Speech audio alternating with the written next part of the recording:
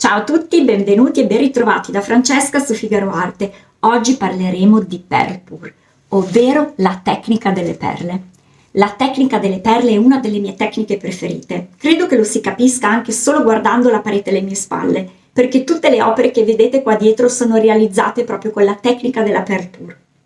Non è una tecnica che eseguo spessissimo nei tutorial perché non è tra le più semplici, ma è una di quelle tecniche che quando funziona ripaga enormemente. Richiede attenzione, precisione e soprattutto la comprensione di alcuni passaggi chiave. Non è una tecnica a caso, né una tecnica da improvvisare. E proprio per questo oggi voglio portarvi dentro a questa tecnica con consapevolezza e vedremo ben 3 regole fondamentali per riuscire a realizzare correttamente la tecnica delle perle, partendo dalla base di tutto, ovvero il white mix. Il white mix è la miscela che permette alle perle bianche di emergere. È composto da uno smalto bianco satinato all'acqua a cui si aggiungono bianco acrilico al titanio e acqua. È una miscela che richiede alcune accortezze precise nella preparazione, perché da lei dipende poi gran parte anche del risultato finale. Io ho dedicato un video specifico proprio alla preparazione del white mix. Se ve lo siete persi o se volete approfondirlo nel dettaglio trovate il link qui sopra. E oggi per preparare questa miscela utilizzeremo lo smalto di DecoArt, ovvero il Satin Animal di DecoArt bianco puro. Questo è uno degli smalti più utilizzati nel mondo della fluid art. È uno smalto già testato e ritestato ed è uno smalto molto stabile. Che cosa significa? Significa che il risultato che vedrete bagnato solitamente rimane anche da asciutto. Quindi direi di partire da qui.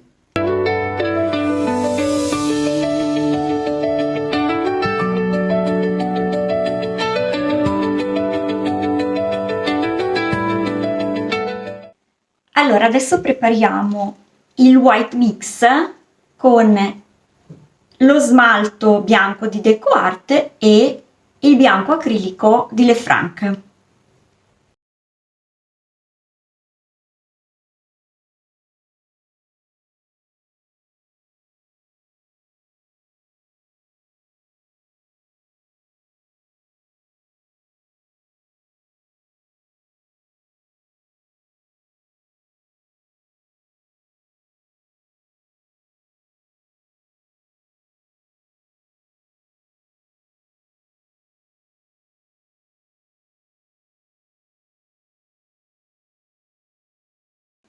Qui abbiamo il nostro quindi bianco,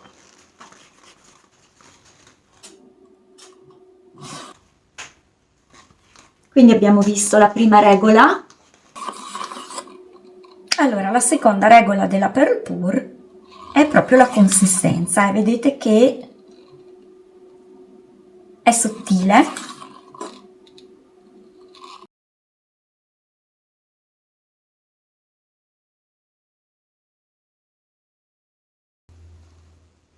Partiamo con il bianco.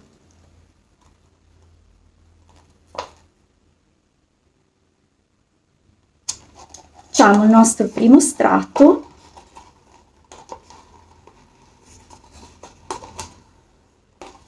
di white mix.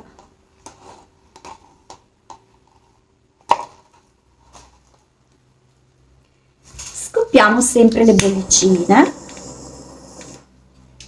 prima e poi partiamo con i nostri colori.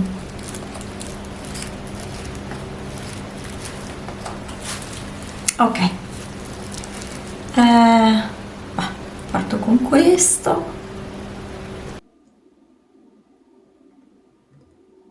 Voglio farli un po'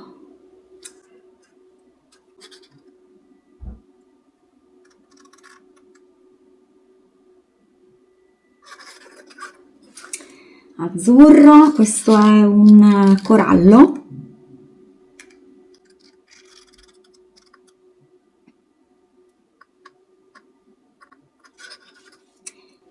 È un viola che metterò un po' qui, proprio al centro.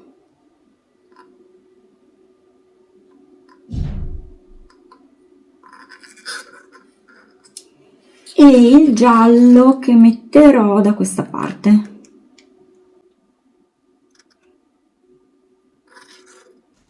scoppiamo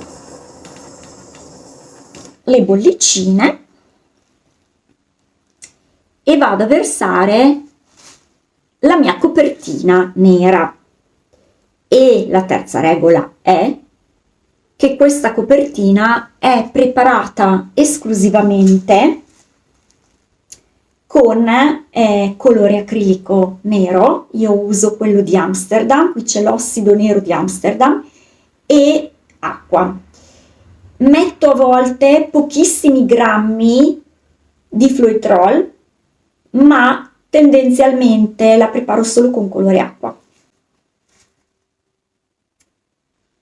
E verso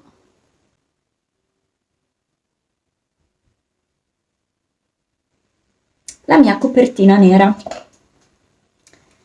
Scoppio perché nel nero, che l'ho fatto per ultimo e non l'ho lasciato riposare, vedo molte bollicine. Sempre consigliato lasciare riposare i colori una notte o comunque almeno qualche ora prima di usarli. Siamo pronti per inclinare, quindi decido di andare di là.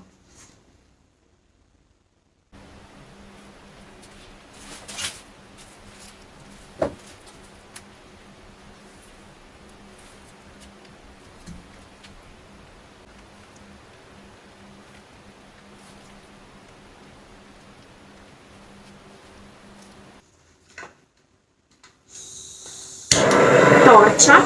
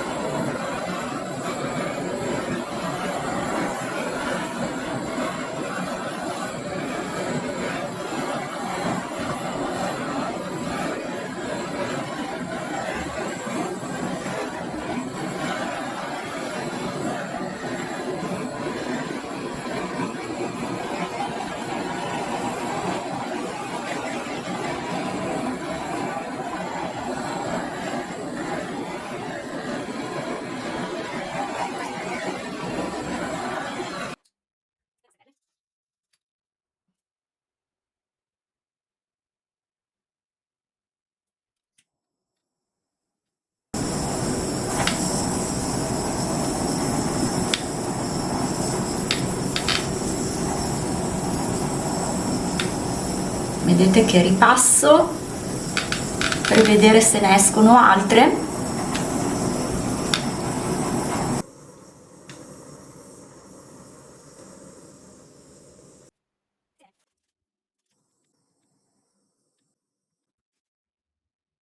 Allora, non mi piace molto questa parte perché è un po' strisciata, un po' meno definita. Io intanto che attendo la completa reazione vado a ritoccare i bordi se per caso è necessario ritoccarli. Si vede decisamente poco l'azzurro, forse l'ho spinto da questa parte e l'ultimo angolo che ho colato giù. Il viola si vede bene, questo corallo rosa, il giallo un po', l'azzurro invece è poco. Ok, aspettiamo che si asciughi e vediamo se rimane fedele alla versione bagnata o si modifica asciugando, ma solitamente il white mix preparato con il satin animal di DecoArt è piuttosto stabile, per cui il risultato che vedete adesso è molto probabile che rimarrà uguale a quello asciutto. Comunque noi aspettiamo e vediamo.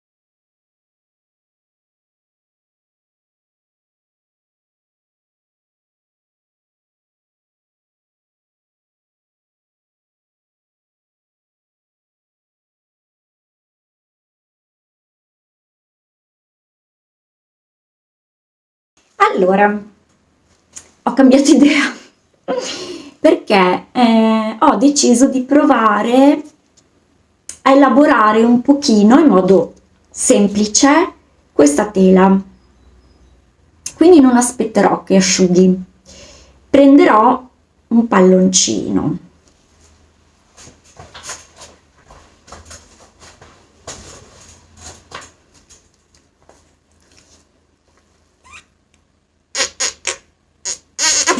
Durissimo, scusate.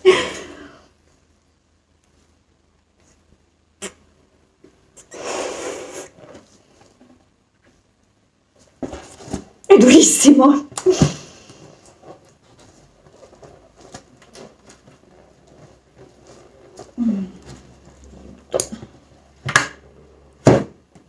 Ok.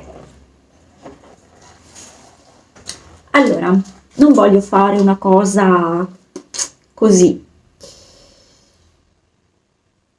Vorrei provare, per esempio, questa parte qui, che non mi piace molto,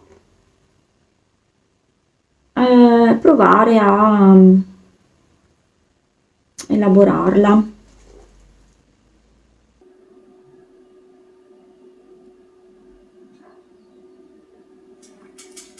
Ok. Le voglio solo qualche fiorellino da un lato. Non so bene.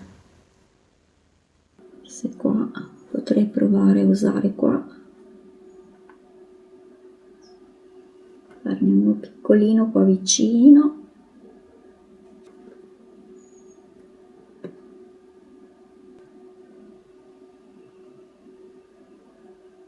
Allora, so che molti mi diranno: no, non lo fare, è rischioso.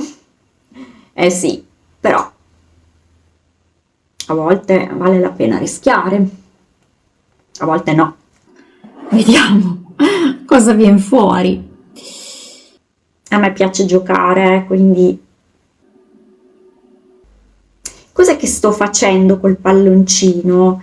Non sto andando a caso, cerco di andare là dove ci sono dei piccoli agglomerati di celle. Adesso a parte qua che ci sono andata decisamente sopra qui, perché c'era quella strisciata, quella sbavata che non mi piaceva, però diversamente sto andando là dove ci sono degli agglomerati di celle perché col nero in mezzo si creano dei petali, cioè dovete proprio andare sulle celle, cioè in questo caso, scusate, sulle perle. Ne facciamo uno qua in mezzo. Bah. Poi si può sempre ritoccare anche a pennello, però si può elaborare in mille modi. Io volevo proporre una cosa semplice. Questo qua però non mi piace, adesso ci torno sopra perché non mi piace. Calco un po' di più, allargarlo, ecco. Vabbè, forse mi piace ancora meno, però vabbè. Quello non lo tocco più. Volevo rimanere qua in zona, cioè non voglio farlo tutto, volevo solo fare così, che fiorellino qua e là, tipo qua, per esempio.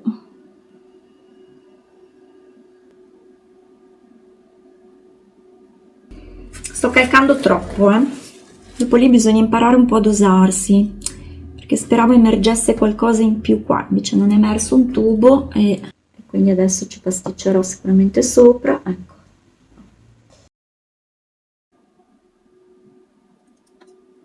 Servirebbe un palloncino un po' più piccolo. Allora, cambio un attimo palloncino, ne prendo uno più piccolo, cioè più piccolo, lo gonfio meno, piccolino e vado qua.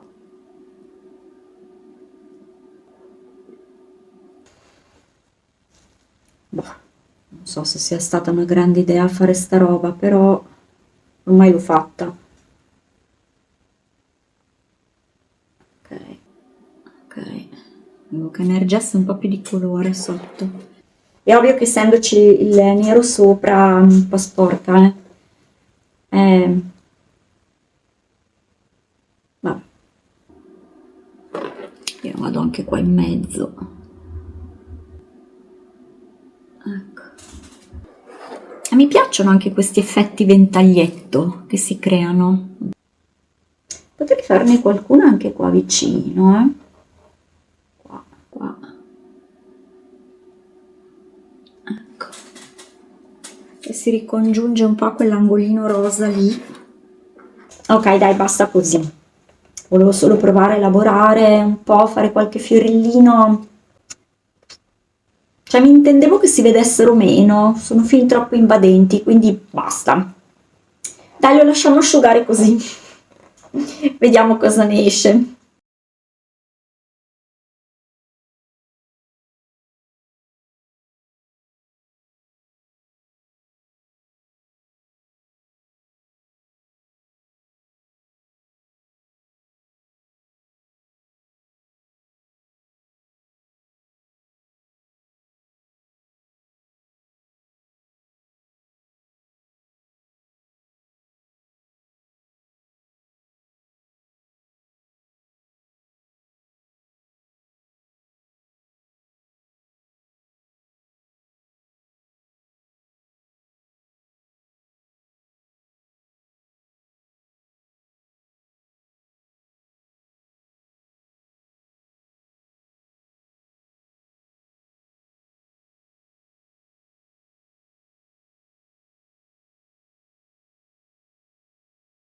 Ecco qua il risultato asciutto, ve lo faccio vedere da vicino.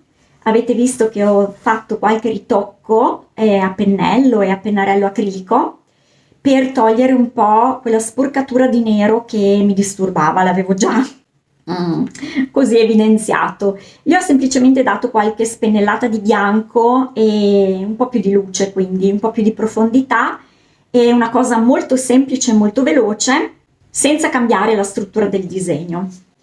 Come ho già detto all'inizio, questa è una delle mie tecniche preferite in assoluto.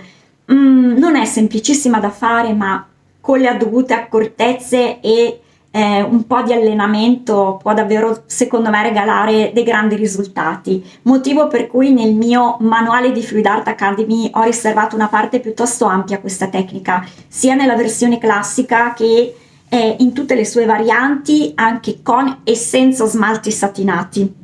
E detto questo, non so cosa pensate voi di questa personale interpretazione con qualche fiorellino. Io, come al solito, vi aspetto con il vostro feedback sotto nei commenti e vi do appuntamento al prossimo video. Ciao a tutti!